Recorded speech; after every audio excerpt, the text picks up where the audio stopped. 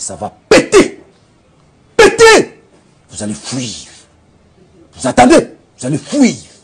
Yo les gars, j'espère que vous allez bien. Alors, c'est une vidéo qui n'était pas du tout prévue. Je la tourne en ce moment, il doit être 2 h du matin.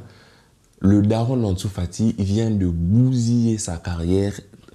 Donc, je m'étais dit, vas-y, je dors, je vous en parle demain. Mais je me suis dit, non, je vous fais une vidéo tout de suite. Là, je suis choqué.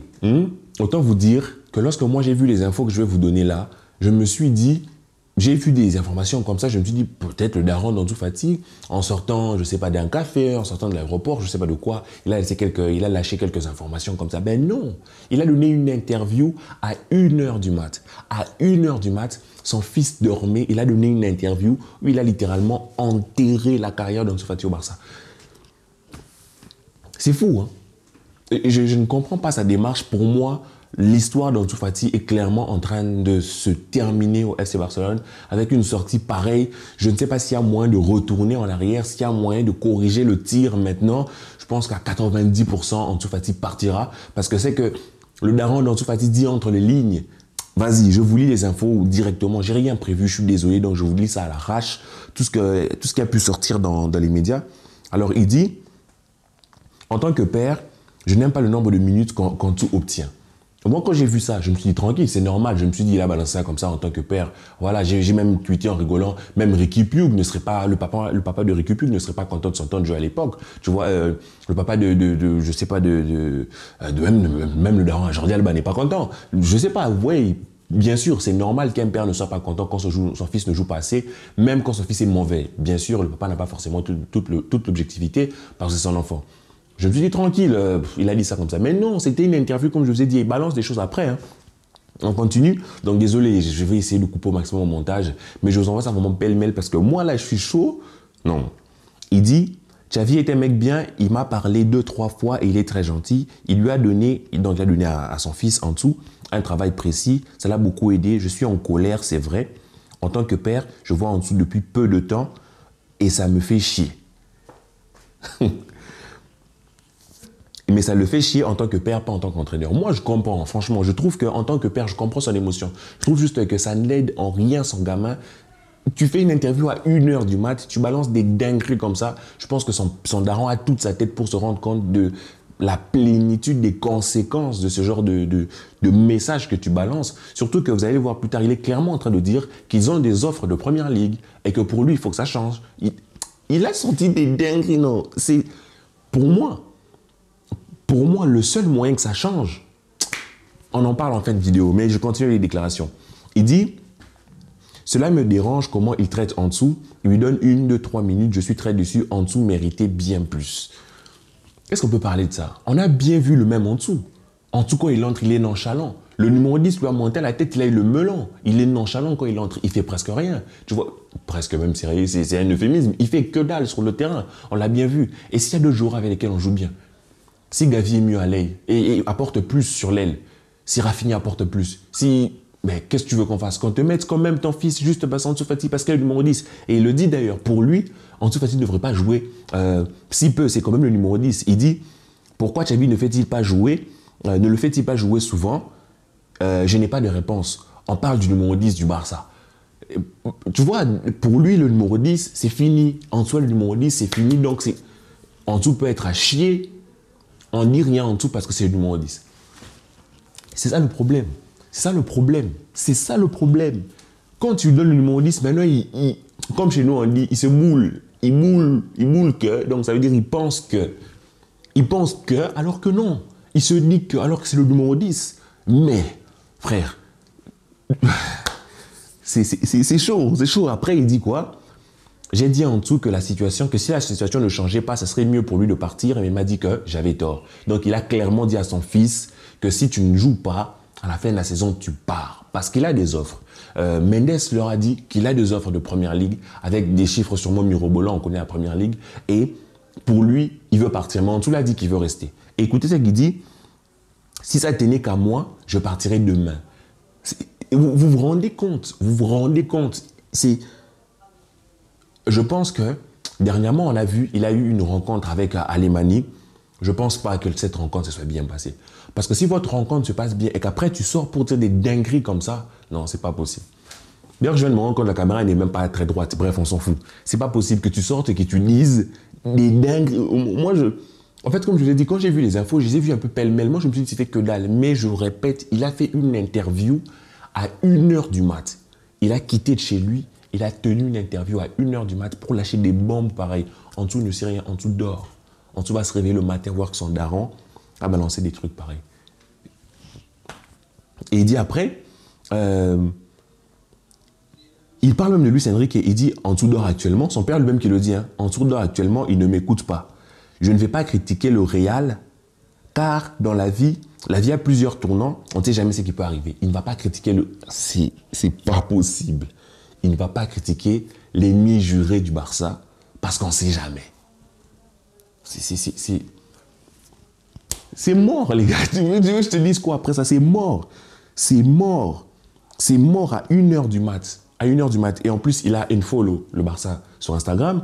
Et en plus de ça, il a dit qu'il aurait voulu que son fils n'aille pas à la Coupe du Monde parce qu'à la Coupe du Monde, il n'a pas eu assez de temps de jeu. Alors moi, je me demande, quand ton fils est coaché par Luis Enrique, quand ton fils est coaché par Xavi, qui sont les top coachs et top joueurs, mais ton fils n'a pas de temps de jeu. Il n'y a pas un moment donné où tu te poses des questions. Moi, je pense que c'est que son daron est en train de faire, c'est clairement essayer de forcer le départ en dessous. Pour moi, je pense que le club n'avait pas l'intention de vendre en dessous. Comme je vous ai dit, le club n'avait pas l'intention de brader en dessous. Mais c'est vraiment du côté de sa famille qui sont en train de mettre une pression parce que soi-disant, le petit a le numéro 10. Léo, il va revenir au Barça. On lui récupère d'abord le numéro 10. On va voir s'il aura encore la bouche. Et apparemment, selon ses propos, mais il a des offres de première ligue. George Mendes leur a dit qu'il y a des offres de première ligue. Et sûrement, il y a des prix de malade, que ce soit en salaire, en prime. Et moi, je vous le dis, à ce stade, s'il y a une grosse offre qui vient en première ligue, mais je dis merci en dessous, hein, au revoir. Au revoir. Parce que ce que son papa vient de faire, c'est une faute professionnelle. Bien que ça ne soit pas son agent, il ne peut pas se permettre, toi, le père d'Ansu Fati, encore une fois, je le répète, de sortir faire une interview de 1, de 2 à 1h du mat pour parler de la situation et contractuelle de ton enfant et la situation en tant que joueur. Hein, et en plus de ça, dire de tels propos. Pour moi, c'est l'agent qui a le droit de parler de l'état de son joueur. Le parent peut parler, mais le parent doit toujours rester très fermé, très calme, très sobre, très mesuré. Mais lui, il vient, il balance ça. Je ne sais même pas si son agent est pour. Parce que là, ce qu'il vient de faire, quelque part, il vient de simplifier le travail d'Alemany. Parce que si Alemany avait prévu de le vendre, avec ce que le papa d'Ansu fait, le Barça aura qu'à dire « Mais non, on ne veut pas le vendre, on ne veut pas le vendre. » Et les darons d'Ansu Fati, le parent, le père d'Ansu Fati et sa famille, vont faire en fait les mecs qui mettent la pression, laissez-nous partir, laissez-nous partir. Il y aura une petite guéguerre, la première ligue vient. Et avec ça, moi, quelque part, je me dis c'est le scénario parfait pour aller gratter un 80 millions, 90 millions sur Ansu Fati. On lui dit au revoir, on prend cette somme, on investit sur je ne sais pas qui, on va chercher Léalio, Mitoma, qui vous voulez. Parce que c'est que le daron d'Ansu Fati vient de faire, c'est une faute. Et moi, ça dénote de quelque chose. Déjà, le fait que ce numéro 10 leur a vraiment monté à la tête, et le fait qu'ils ne sont pas lucides. Bien sûr, ça, je comprends. Parce que moi-même, mon fils serait footballeur, il a beau être nul, je verrai toujours en lui la succession de Lionel Messi. Il a beau être claqué, parce que c'est un père. C'est un père qui voit son fils potentiellement réussir aux yeux de tout le monde, potentiellement éclore aux yeux du monde et porter le numéro 10, forcément, tu as la tête dans les nuages, les yeux pleins d'étoiles. C'est normal, tu vois. Mais après de là, à dire des telles choses, comme je vous ai dit, je ne pense pas que son père soit ivre, soit drogué. Son père est lucide quand il sort ça et il est conscient des dingueries qu'il sort. Il est conscient. Il ne s'agit pas, c'est comme la fois passée, le frère de Lionel Messi qui avait sorti des dingueries. Mais lui, limite, on s'en fout, c'est un no-name, tu vois. Mais le daron en dessous, c'est un responsable, c'est un papa. Tu viens, tu balances des trucs comme ça sur ton gosse. C'est quoi les conséquences? Pour moi, ce n'est clairement pas de manière anodine qu'il le sort. Et je vous ai dit qu'en dessous d'or, mais ça ne m'étonnerait pas que ça soit fait un peu de commun accord familial pour mettre la pression pour qu'il se retrouve ailleurs. Pour moi, le daron d'Ansu Fati a peut-être endossé le rôle du méchant, couvert son fils, qui peut-être en a aussi marre. Ils veulent peut-être mettre la pression à Xavi, mais franchement, je ne sais pas si ça va plaire à Alemany. Alemany n'est pas du genre à bouffer ce genre de petite pression comme ça. Je ne sais pas si ça va plaire à Laporta, je ne sais même pas si ça va plaire à Xavi. Je pense que le petit va se faire vraiment remonter les bretelles. Si lui-même n'est pas au courant, franchement, il devrait vraiment avoir une belle engueulade avec son père, parce que ce que son père vient de faire, c'est juste incroyable. Il vient clairement de dire, il a même dit qu'il a une loge privée au Barça, mais il n'y va plus, il n'a même plus envie d'y aller. Pour moi, c'est clair, il est clairement en train de forcer le passage pour quitter le club, et je ne pense pas que la situation d'en dessous pourra changer dans les jours qui viennent. Quand je dis la situation d'en dessous, c'est-à-dire, aujourd'hui, il est nul, c'est pas parce qu'on va le mettre samedi qu'il va se transformer en Ronaldinho. Il faudra du temps. Et il va prendre déjà sa situation actuelle, plus la pression que lui met son daron. Je sais pas, hein. Je sais pas comment les socios au Barça vont l'accueillir, comment les Espagnols vont l'accueillir, comment ça va être perçu au niveau des supporters, comment il va être accueilli en dessous. Est-ce que ça va se traduire en sifflet? J'en doute, franchement, j'en doute. Mais ce que le daron vient de faire là, c'est pas se tirer une balle dans le pied, c'est se tirer une bombe dans le... C'est incroyable. Ses propos sont lunaires. Il est clairement en train de pousser son fils vers la sortie. Alors moi, Ansu Fati, c'est un joueur que j'aime beaucoup. Je voudrais qu'il réussisse au Barça ou pas au Barça, mais la sortie de son père, vraiment, ça vient grave entacher tout ça. Et si Ansu devait partir après une sortie pareille, ça serait grave dégueulasse, tout simplement. Grave dégueulasse. Alors, je sais pas, hein. Je sais pas quoi vous dire. Moi, au début, ça me faisait rire, ça me faisait vraiment rigoler. Je me disais, ah, le papa d'Ansu Fati, il parle vraiment comme un daron africain, sans filtre. J'ai même tué ça. Je me suis dit, ah, il a juste balancé comme ça. Il m'a même fait penser à mon daron. Mon daron, c'est aussi le genre de personne, quand tu lui poses une question, il te répond cash. Hein. Je me suis dit, il a répondu cash à une question comme ça qu'on l'a balancé. Non, les mecs, il a fait une interview à 1h du mat. Il a fait une interview à 1h du mat. Il a fait une interview après minuit, mais avant 5h. Il a fait une interview à 1h du mat. Il a balancé des dingueries. Alemani dort, la Porta dort, Xavi dort. Ils vont se réveiller le matin, ils vont voir des notifs, ils vont lire, c'est que le daron, c'est une dinguerie. J'ai pas envie de dire que c'est un fou, c'est un papa. Mais le fait qu'il dit ça, moi je pense que il veut que son fils réussisse, oui, mais il a vu ce qu'on lui propose en première ligue. Ça a dû être beaucoup d'argent. Hein? Alors, si il y a tant d'offres que ça, alors George Mendes n'a qu'à nous ramener un gros paquet. Franchement, si on en arrive à ce point, moi, tout ce que je peux dire, je veux clore cette vidéo avec ça.